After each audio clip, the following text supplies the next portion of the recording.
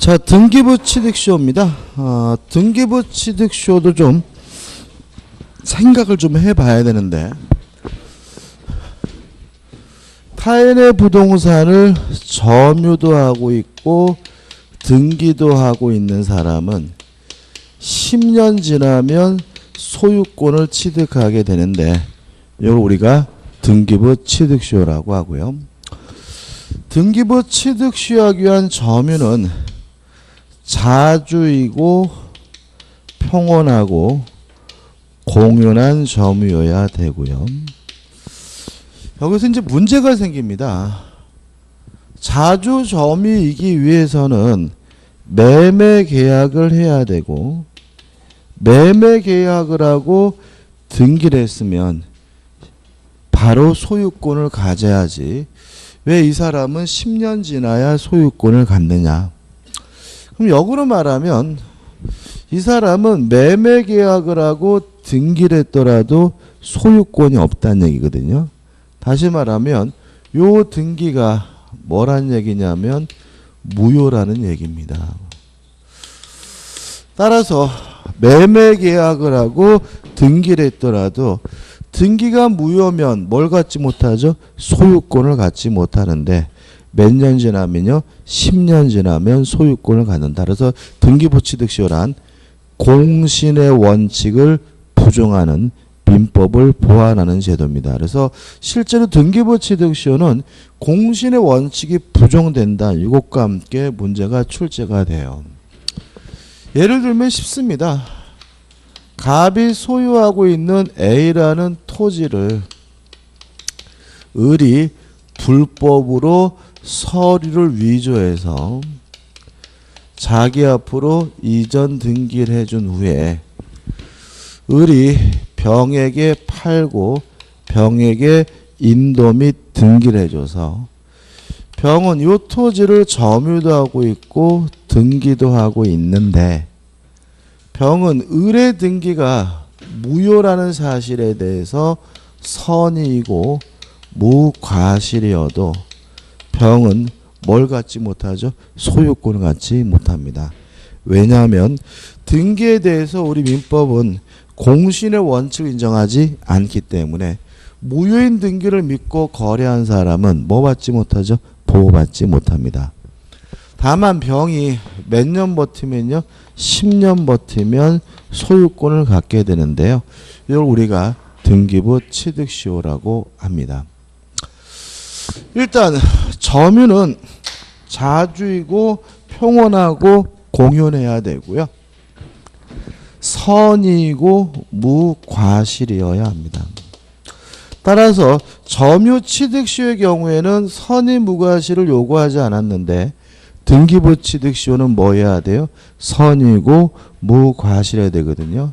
첫째, 10년 내내 선의 무과실해야 되느냐? 그럴 필요는 없다는 입장입니다. 점유 개시 시에만, 점유를 시작할 때만 선의 무과실이면 되고요. 등기할 때 선의 무과실해야 되느냐? 그럴 필요는 없다. 점유를 개시할 때만 뭐이면 되냐면 선의고 무과실이면 됩니다. 언제만요? 점유를 시작할 때만. 그 다음에 이 등기는 무효인 등기인데 왜 무효인지 이유는 묻지 않아요. 뭐 서류가 위조돼서 무효든, 반사회적에서 무효든, 불공정해서 무효든, 강행복귀 위반에도 무효든 따지진 않는데 제외되는 게 있죠. 안 되는 게 있다. 무효인 후 보전 등기를 기반으로 해서는 등기부 취득시효할 수 없다는 거 꼭 기억해 두셔야 되고, 저번 주부터 계속 말씀드리고 있죠. 그 다음에 점유도 10년, 등기도 10년 해야 되는데, 문제는 이런 문제입니다. 만약에 병이 10년 지나면 소유권을 갖는데 7년밖에 안 지났어요. 이런 상태에서 정에게 또 팔고 정에게 인도해져서 점유를 하고 있고 등기를 하고 있고, 이때 정이 또다시 10년이어야 되느냐, 요 문제에 대해서 불이 판례는 3년만 더 지나면 된다. 왜냐하면 점유기간만 합산해서 주장할 수 있는 것이 아니라 등기기간도 합산해서 주장할 수 있다는 게 우리 판례 입장입니다. 꼭 따라서 자기 이름으로 꼭 10년 등기해야 되는 건 아니고요. 암명의자와 합산해서 몇 년만 되면요. 10년만 되면 충분한 거죠. 다시 말하면 우리 판례는 등기 기간의 승계를 인정하고 있다는 것까지 기억하시면 되죠. 간단하죠? 간단한데 키가 되는 것은 결국은 뭐냐면 등기부 취득시효란 공신의 원칙을 부정하는 민법을 보완하는 제도라는 게 키가 되니까 좀 주의하시기 바랍니다. 교재 보시면 1번 상속인도 물론 등기부 취득시효할 수 있다. 2번 선의 무과실은 점유 개시 시에만 있으면 된다. 넘기셔가지고 3번 저 번째 했죠. 선의는 추정되지만 무과실은 뭐 되지 않아요? 추정되지 않는다. 따라서 무과실은 입증을 해야 된다. 그 다음에 4번 뭐 의미 없고 5번 꼭 자기가 혼자 10년 해야 되느냐? 아니다. 앞사람과 합산해서 몇 년이 되면 되죠? 10년이 되면 되고요. 6번 무효인 이중 보존 등기 후 보존 등기를 기반으로 해서는 뭐 할 수가 없어요? 뭐 할 수 없어요? 등기부 취득시효할 수가 없다. 7번은 뭐 의미 없죠. 이미 소유권이 취득됐다면 말 그대로 불법이 말소되더라도 불법으로 말소가 되더라도 소유권이 뭐 되진 않아요? 소멸되진 않고요. 그 다음에 다른 재산권의 취득시효에서 쭉 나오는데 일단 저당권은 취득시효 못하겠죠. 왜요? 점유하지 못하는 권리니까. 그거 하나 잊지 마시고 나머지 건 의미 없고. 다시 말씀드리지만 자주점유란 소유권을 취득시하기 위해서 필요한 거다. 소유권이 아닌 기타 재산권, 지상권, 지역권, 뭐 분묘 기지권, 뭐 전세권 이런 것들을 취득시하기 위해서는 굳이 뭐일 필요 없어요? 자주점유, 소유의 의사가 필요가 없는 거죠. 그죠? 자주점유라는 말은 뭐죠? 소유 의사니까. 그 다음에 4번 취득시효 중단제도 인정된다. 끝이고 넘겨보시면 효과가 나오는데 중요한 것이 뭐냐면 양가리 1번 해가지고 소급표가 있습니다. 다시 말하면 등기를 하게 되면 소유권을 갖는데 점유를 개시한 때로 소급해서 소유권이 인정된다는 거 꼭 기억해 두시기 바라고. 하더니 양가리 2번부터 너무나 당연한 거죠. 한번 쭉 읽어보시면 될 것 같고요. 오른쪽에 보시면 양가리 5번 해가지고 앞에 나올 건데 국유재산 중에서는 일반 재산만 취득시효할 수 있고 나머지 행정재산에 대해서는 취득시효할 수 없다는 거 꼭 기억해 두시기 바랍니다. 그 다음에 부합이죠. 부합.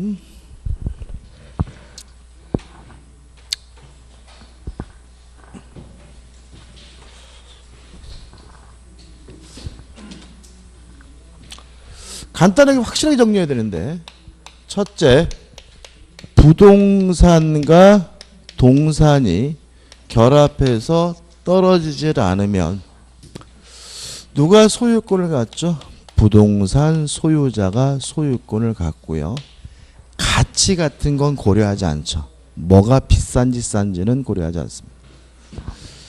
두 번째, 동산끼리 달라붙어서 떨어지질 않으면 이때는 원칙적으로 두 물건 중에서 주된 물건의 소유자가 달라붙은 물건의 소유권을 갖고요.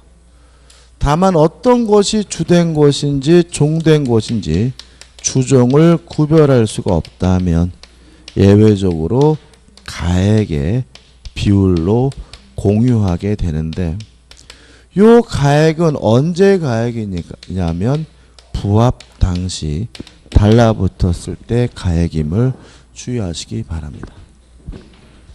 세 번째, 부동산과 부동산이죠. 학설은 의미가 없는 겁니다.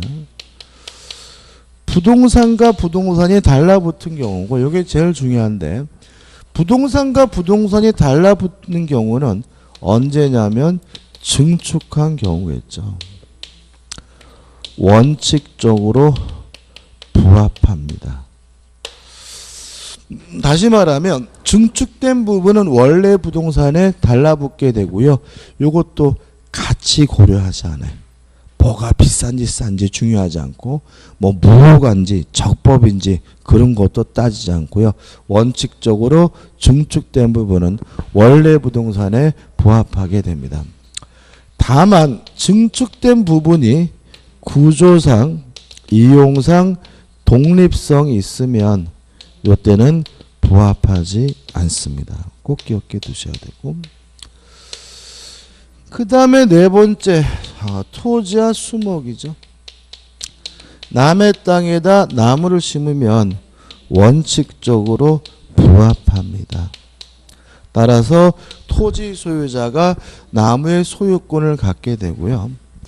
다만 주의하실 것은 남의 땅에다가 나무를 심을 수 있는 지상권이다, 임차권이다 같은 권한이 존재하는 경우에는 이때는 부합하지 않습니다. 마지막으로 다섯 번째, 토지와 농작물이죠. 아주 시험에 잘 나오죠. 부합하지 않는다. 무단으로 경작하든 경작자 거고요. 뭐 명인 방법 같은 것도 필요 없고 얼마나 성장했는다 이런 것도 필요 없어요. 농작물은 원칙 절대로 뭐 하지 않습니까? 토지에 부합하지 않기 때문에 땅 주인 거가 아니라 뭐죠? 경작자 거가 된다는 거 꼭 기억해 두시기 바라고요. 그 다음에 호나라는 개념이 있는데, 호나는 동산의 부합에 관한 규정이 적용이 된다. 호나라는 말은 뭐죠? 섞였다는 말이거든요. 그래서 물건끼리 섞여가지고 분리할 수 없으면 원칙적으로 주된 물건의 소유자가, 주종을 구별할 수 없으면 가액의 비율로 공유하게 된다는 거 꼭 기억해 두시기 바랍니다. 교재 내용 한번 쭉 보시면 될 것 같고요. 그 다음에 넘겨보시면 4번 해가지고 소유권에 기인한 물권 청구권은 한번 읽어보시는 겁니다. 왜냐면 우리가 저번 주에 물권적 청구권 할 때 소유권을 기준으로 했기 때문에 따로 설명드릴 게 없죠. 그 다음에 5번 해가지고 공동 소유가 나오죠.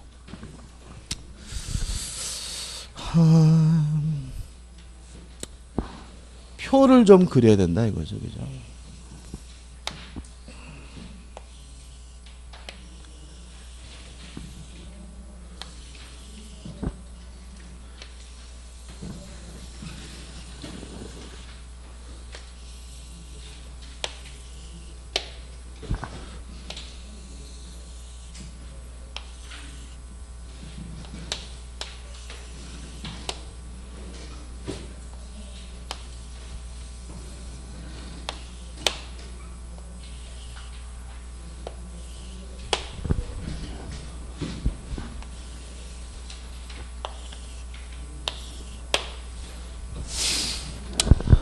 일단 공동소유의 의의입니다. 세 가지가 있죠. 공유와 합유와 총유가 있죠. 이것도 뭐 몇 번 그려가지고, 일단 총유는 뭐냐? 권리 능력 없는 사단, 법인 아닌 사단의 소유 형태가 총유고요. 우리 민법에서 가장 중요한 법인 아닌 사단은 두 가지만 기억하면 되죠. 교회와 종중이죠. 교회와 종중과 같은 법인 아닌 사다른 소유 형태는 총유입니다. 합유, 동업자와 같은 조합의 소유 형태가 합유고, 두 가지를 제외한 나머지 기타 공동 소유가 공유입니다. 가장 바보 같은 사람 분이 뭐냐면 요 공유의 예를 외우려고 하는 사람이에요. 공유는 나머지 개념이에요. 그죠? 교재에 얘가 나와서 그래요. 읽어볼 필요도 없는 거고, 합유와 총유가 아니면 뭐죠? 공유인 거예요. 그래서 다음 중 공유가 아닌 것은 그러면 동업자와 교회나 종중을 찾으면 되고요. 다음 중 공유인 것은 물으면 동업자, 교회와 종중을 빼면 뭐죠? 공유가 되는 거니까 외우려고 하지 마시고요. 아무튼 원칙적 공동소유 형태가 공유죠. 특징들을 보는데요. 첫 번째 지분입니다. 공유 물론 지분 있고요. 합유 물론 지분 있지만 총유는 뭐가 없죠? 지분이 없다는 아주 중요한 특징이 있습니다. 그 다음에 지분을 처분할 수 있느냐, 요 문제에 대해서 공유 지분은 자유롭게 처분할 수 있고요. 합유 지분은 합유자 전원의 동의가 있어야 처분할 수 있고, 요 지분이 상속이 되느냐 문제에 대해서 공유 지분 당연히 상속이 되고요. 합유 지분은 상속되지 않는다는 거 꼭 기억해 두셔야 되고요. 또 목적물을 분할할 수 있느냐 요 문제에 대해서 공유는 자유롭게 분할할 수 있고요. 합유물은 원칙적으로 분할할 수가 없습니다. 총유에 대해서는 아예 뭐가 없었습니까? 지분 자체가 없기 때문에 이런 거는 아예 문제되지 않죠. 그 다음에 목적물에 관한 사항이죠. 목적물에 관한 보존행위는 공유로 합의든 단독을 합니다. 목적물에 관한 이용 계량 행위는 공유든 합의든 지분의 과반수로서 하고요. 목적물에 관한 처분 변경은 공유든 합의든 전원의 동의가 필요한데, 이러한 목적물에 관한 모든 사항은 총유는 사원 총회의 결의가 필요하고요. 특히 총유물에 관한 보존행위도 어떻게 해요? 단독으로 하게 된다는, 단독으로 하는 것이 아니라 반드시 뭐죠? 사원총회의 결의를 통해서 할 수 있다는 거 잊지 마시기 바랍니다. 요 표는 기본적 베이스를 깔고 가는 거고요. 그 다음에 또 중요한 개념이 뭐냐면, 공유란 물건을 나눠 가지고 있는 것이 아니라 소유권을 나눠 가지고 있다는 점이죠. 따라서 공유 지분은 소유권에 대해서는 일부에 대한 권리지만 목적물에 대해서는 공유 지분은 전부에 대한 권리라는 점입니다. 따라서 만약에 지분을 근거로 해서 부당이득 반환이나 손해배상을 청구해야 되는 경우는 공유 지분은 소유권에 대해서는 일부니까 지분 범위 내에서만 청구할 수가 있고요. 목적물에 대해서 반환을 청구하거나 또는 방해 배제를 청구하는 것은 공유 지분은 목적물에 대해서 뭐예요? 전부에 대한 권리니까 전부에 대해서 반환 청구하고 전부에 대해서 방해 배제를 청구한다는 거 꼭 가지고 가셔야 됩니다. 자, 요 가지고 이제 교재를 볼 거예요. 일단 92페이지 하단과 92페이지 상단에 공유의 예들이 나와 있는데, 다시 말하면 공유의 예들을 외울 문제는 아니니까 신경 쓸 필요가 없고요. 2번 공유자의 지분권 해가지고 1번 공유 지분의 탄력성이 나와 있죠. 공유자 중 누가 사망했는데 상속인이 없거나 아니면 공유 지분을 포기하게 되면 다른 공유자에게 지분의 비율로 뭐죠? 기속되게 되고요. 2번 공유자의 지분은 공유물 전부의 효력이 미친다라는 말은 공유 지분이란 목적물에 대해서 뭐에 대한 권리죠? 전부에 대한 권리이기 때문에 그렇죠.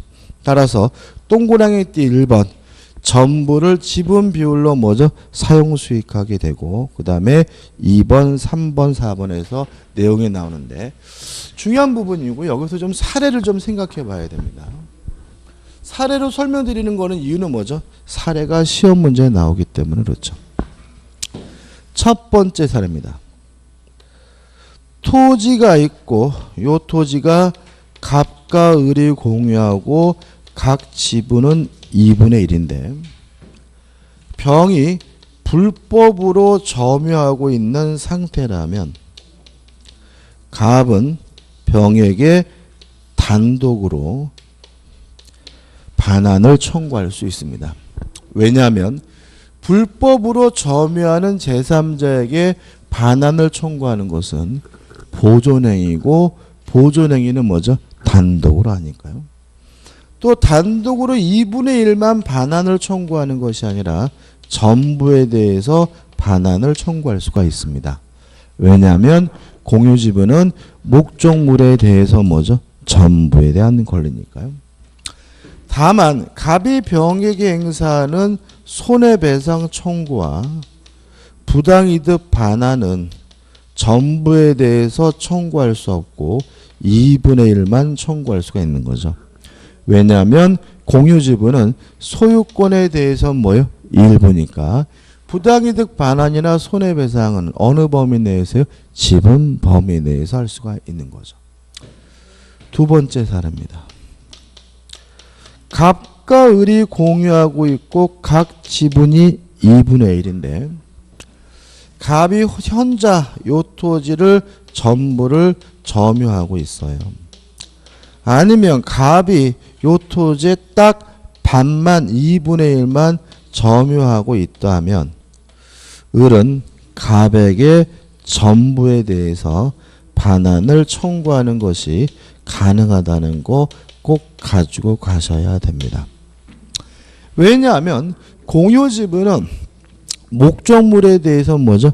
전부에 대한 권리니까 을의 지분도 토지 어떻게 해요? 전체에 있는 거고 을의 지분도 토지 어떻게 해요? 전체에 있는 거니까 갑이 반을 쓰든 전부를 쓰든 갑의 지분을 뭐 하는 거죠? 침해하는 거고요. 그 다음 여기서 이제 말로 나오면 이렇게 나오죠. 가반수 지분에 미달된 소수 지분권자도 전부에 대해서 반환 청구할 수 있다. 이렇게 나와요. 을의 지분은 몇 분의 몇입니까? 2분의 1. 과반수에 뭐가 되어 있어요? 미달되어 있죠. 좀 주의하시기 바라고. 다만 부당이득 반환은 어느 범위 내에서만요? 2분의 1 범위 내에서만 청구할 수가 있습니다. 여기서 시험에 잘 나오는 건 미치겠죠. 갑이 딱 2분의 1만 점유하고 있다. 그러면 왠지 되는 것 같다는 착각을 일으키기 때문에 조심하셔야 됩니다. 그 다음에 세 번째입니다. 갑의 지분이 3분의 2고요. 을의 지분이 3분의 1인데 갑이 요 토지 전부를 혼자 점유하고 사용하고 있는 경우에는 뭐 아니면 반만 사용하든 3분의 1 사용은 상관없습니다. 이때 을은 갑에게 반환을 청구할 수가 없습니다. 왜냐하면 목적물을 점유하고 사용하는 것은 이용행위로서 관리행위로서 지분의 뭐로서요? 과반수로서 결정하면 되므로 갑의 지분이 3분의 2죠. 과반수가 넘었죠. 따라서 갑은 어떻게 이 토지를 사용할지 갑이 혼자 독자적으로 뭐 할 수 있어요? 결정할 수가 있으니까 내가 혼자 쓰겠다라고 결정할 수 있어요. 내가 3분의 1을 쓰겠다 어떻게 해요? 결정할 수 있으므로 이때 을은 갑에게 반환 청구할 수가 없고요. 뭐만 청구하냐 하면 부당이득 반환만 청구할 수 있습니다. 어느 범위 내에서요? 3분의 1 범위 내에서. 네 번째 마지막이죠. 갑의 지분이 3분의 2고요. 을의 지분이 3분의 1인데 병이 요 토지를 점유하고 사용 수익하고 있다면 만약에 병의 점유가 불법한 점유라면 을도 병에게 단독으로 반환 청구하는 것이 가능한데 문제는 만약에 갑이 병과 만나가지고 임대차 계약을 하고 임차인으로서 점유하고 있는 경우에는 을은 병에게 반환 청구할 수도 없고요. 부당이득 반환도 청구할 수가 없습니다. 왜냐하면 제3자에게 임대하는 것은 목적물에 관한 이용행위로서 지분의 뭐죠? 과반수로서 결정하면 되죠. 갑의 지분이 뭐죠? 3분의 1은 과반수를 초과했기 때문에 갑은 독자적으로 제3자에게 뭐 할 수 있어요? 임대할 수가 있는 거고요. 적법한 겁니다. 따라서 을은 병에게 반환 청구할 수도 없고 부당이득 반환도 청구할 수 없고요. 단지 갑에게만 3분의 1 범위 내에서 부당이득 반환을 청구할 수가 있습니다. 공유에 대해서 계속해서 이 네 가지 중 한 가지 사례를 선택해서 시험 문제를 내고 있습니다. 그래서 이것도 요 네 가지 사례를 자꾸 뭐요? 곱씹어 보셔가지고 내 것으로 만드는 게 필요한 거니까 한번 꼭 곱씹어 보셨으면 좋겠습니다. 그 다음에 교재 이제 하단에 뭐가 나오냐면 3번 구분 소유적 공유 상호 명의 신탁이 나오는데 중요한 건 아니고 개념만 잡으시면 될 것 같은데요. 상호 명의 신탁이란 건 이런 겁니다. 한 필지 땅을 따로따로 구분해서 소유하고 있으면서 등기는 갑과 을이 공유하고 있는 것으로 등기라면 이걸 우리가 구분 소유적 공유 또는 뭐죠? 상호 명의신탁이라고 해요. 명의신탁이란 말이 이름을 빌려준다는 얘기잖아요. 상호 명의신탁이란 말은 상호간의 이름을 빌려준다는 얘기죠. 그죠? 왜 이런 말이 쓰이는 거죠? 공유 지분은 목적물에 대해서 뭐예요? 전부에 대한 권리라서 그래요. 다시 말하면 만약에 등기를 공유로 하게 되면 등기상으로는 을의 지분이 갑의 땅에도 있는 것처럼 공시가 되죠. 등기상으로는 갑의 지분이 을의 땅에도 있는 것처럼 공시가 되죠. 그래서 마치 상호간에 뭐한 것처럼 보여요? 이름을 빌려주고 있는 것처럼 보인다 그래서 상호 명의신탁이라고 하고요. 최근에는 그냥 구분해서 소유하면서 등기는 공유로 했다 그래서 구분소유적 공유라는 말을 더 많이 씁니다. 결론은 간단해요. 대내적으로는 구분수유입니다.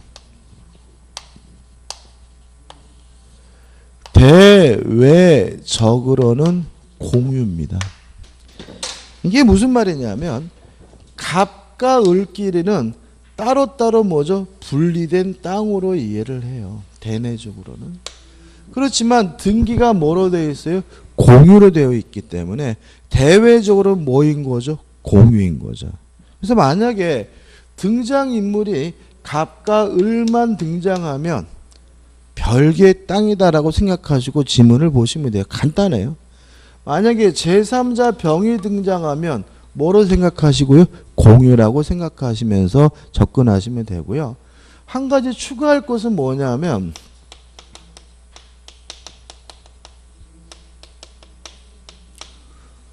공유물 분할 청구할 수가 없다. 왜요? 지들끼리는 이미 분할된 거니까요. 무슨 말 아시겠죠? 그죠? 다시 말하면 갑은 을에게 공유물 분할이라고 청구할 수 없습니다. 갑을끼리 이미 뭐죠? 분할된 거죠? 잘린 거죠? 따라서 공유물 분할 청구할 수 없다는 거 하나만 추가로 기억해 두시기 바랍니다. 정리해보면 실제로는 땅을 잘라 가지고 있으면서 등기는 대외적으로 공유를 하고 있는 걸 우리가 구분소유적 공유 또는 상호 명의신탁이라고 하고요. 결론은 자기들끼리는 뭐죠? 분리된 땅. 대외적으로는 뭐죠? 공유. 하나 추구할 것은 공유물 분할 청구할 수 없다. 왜요? 자기들끼리는 이미 땅이 뭐죠? 분할되어 있는 땅이니까요. 교재 내용 한번 보시기 바랍니다. 그 다음에 넘겨보시면 지분권의 처분 해가지고 복잡하게 남아있지만 하나만 기억하시면 되겠죠. 공유지분의 처분은 자유롭다. 따라서 다른 공유자로부터 동의나 승낙을 받을 필요가 없고, 그 다음에 공유물 해가지고 1, 2 해가지고 복잡하게 나와 있는데 결국 뭐죠? 요 사례와 관련된 거니까 한번 읽어보시면 될 것 같고요. 그 다음에 오른쪽에 보시면 4번 해가지고 공유물의 처분 변경은 전원의 동의가 필요하고, 특히 조심할 것은 동그랑땡이 2번에서 공유 토지의 건물을 신축하는 것은 공유물의 변경에 해당한다. 단순한 이용행위가 아니니까 공유자 전원의 동의가 필요하다는 거 꼭 기억해 두시기 바라고요. 그 다음에 공유물의 분할이죠. 좀 정리를 좀 해봐야 될 것 같은데요. 여기다 할까요? 일단 공유물의 분할은 자유롭게 할 수가 있죠. 따라서 다른 공유자의 동의나 승낙을 받을 필요가 없습니다. 다만 5년을 초과하지 않는 범위 내에서 불분할 특약, 분할하지 말자라는 특약을 하는 것은 가능하고도 유효한데, 요 불분할 특약을 가지고 제3자에게 대항하려면 등기가 필요하다는 것도 시험에 은근히 잘 나오니까 주의하시기 바라고요. 일단 공유물의 분할은 자유롭다라는 말은 공유물 분할 청구권은 승낙을 받지 않고 일방적으로 행사하는 것이니까 법적 성질이 뭐가 되겠죠? 형성권이 되겠죠. 따라서 공유자 중 누가 분할하자 그러면 다른 공유자는 거부하지 못하고 분할을 해줘야 되는데, 다만 어떻게 분할할 것인지 분할 방법에 대해서는 반드시 협의를 해야 합니다. 만약에 협의가 원만히 이루어졌다면 이걸 우리가 뭐라 그러냐면 협의 분할이라고 하고요. 협의 분할은 세 가지가 있습니다. 진짜 물건을 잘라 갖는다, 현물 분할. 법적 성질은 교환이 됩니다. 공유자 중 한 사람이 소유권을 갖고 다른 사람에게 돈으로 줬다, 가격 배상. 제3자에게 팔고 돈으로 나눠 가졌다, 대금 분할. 가격 배상이든 대금 분할이든 법적 성질은 매매입니다. 그럼 여기서 뭘 할 수 있냐면, 협의 분할은 교환 아니면 매매라는 말은 법률행위에 의한 물권 변동이니까 반드시 뭐가 필요하죠? 등기가 필요하다는 거 알 수가 있죠. 등기를 해야 비로소 뭐죠? 분할이 되고요. 만약에 분할 방법에 대해서 협의가 이루어지지 않았다면 재판을 통해서 분할하게 되는데, 이걸 우리가 뭐죠? 재판상 분할이라고 하고요. 공유물 분할 청구권은 뭐죠? 형성권이니까 요 재판상 분할은 대표적인 형성 판결이고요. 따라서 등기하지 않아도 물건이 변동되게 된다는 거 주의하시기 바라고요. 요 재판상 분할과 관련해서 가장 중요한 것은 뭐냐면 요거죠. 분할 방법에 대해서 협의가 성립되지 않았을 때만 재판상 분할을 청구할 수 있습니다. 어떤 방법이든 분할 방법에 대해서 협의가 이루어졌다면 더 이상 재판상 분할을 청구할 수 없다는 거 주의하시기 바라고요. 재판상 분할도 원칙적으로 현물 분할인데, 우리 법원은 분할하기 어렵다면 경매할 것을 명령하는 것이 가능하다 정도만 정리하시면 됩니다. 아무튼 재판상 분할은 협의가 이루어지지 않았을 경우에만 할 수 있다는 거 주의하시기 바랍니다. 그 다음에 넘겨보시면은 분할의 효과해 가지고 1. 소급표가 없다. 2. 공유자 간에 뭐가요? 담보 책임이 발생한다. 왜냐하면 분할은 어차피 교환 아니면 뭐죠? 매매니까요. 근데 문제가 되는 것은 뭐냐면 3번인데, 공유 지분에 설정된 저당권은 지분권이 소멸해도 목적물이 존속하는 한 소멸하지 않는다. 뭐 이상하게 얄궂게 써놨는데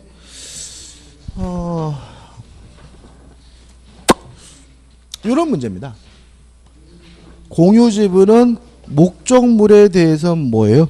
전부에 대한 원리죠. 자, 한번 생각해 보면 한 필지 땅이 있는데 갑과 을이 공유하고 있고 각 지분이 2분의 1인데 갑이 자신의 지분에다만 뭘 설정하려면 하냐면 저당권을 설정하려고 해요. 첫째, 자기 지분에다만 저당권을 설정하고자 할 때 동의받을 필요는 없겠죠. 왜냐하면 공유 지분의 처분은 자유롭다는 말 속에서 공유 지분을 팔아먹든 공유 지분에 저당 잡히든 누구 마음이요? 간 마음인 것이고 다른 공유자의 동의나 승낙을 받을 필요는 없어요. 근데 문제는 요 지분에 설정된 저당권이 목적물 전체에 설정이 된다는 점이다. 왜냐하면 공유 지분은 목적물에 대해서 뭐예요? 전부에 대한 권리이기 때문에. 따라서 이 상태에서 분할이 돼서 여기서부터는 갑의 거, 여기서부터는 을의 거 이렇게 되더라도 이 저당권 여전히 토지 전체에 계속 미치게 됨을 주의하시기 바랍니다. 다시 말하면 공유 지분은 목적물에 대해서는 뭐예요? 전부에 대한 권리고 지분에 설정된 저당권도 토지 전체에 설정된 것이기 때문에 공유물의 분할로부터 뭘 받지 못합니까? 뭘 받지 않습니까? 영향을 받지 않는다는 거 꼭 기억해 두시기 바랍니다. 그 다음에 왜 한숨을 크게 쉬세요? 여기까지 다 들려요. 그러니까 이게 한숨 쉬시는데 항상 이게 시험은 뭐냐면 그지 같고 말도 안 되는 것 같은 데 나오는 거예요. 그죠?